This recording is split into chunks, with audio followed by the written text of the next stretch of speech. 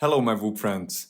Newbeedrone has released a new 1S 300 mAh Lipo with a new connector.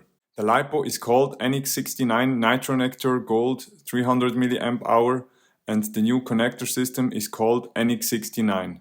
According to Newbeedrone, it allows a 4.81% higher peak current of 26.38 amps from a 1S 300 mAh Lipo compared to the BT 2.0 and A30 connectors. According to Newbeedrone, this is a new record for 1S 300 mAh Lipos.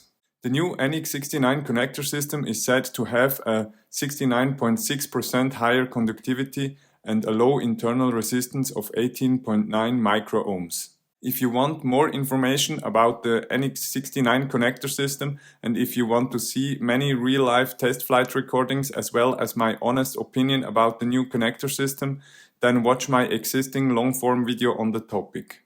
You can find the link to the long-form video in the lower part of this short video.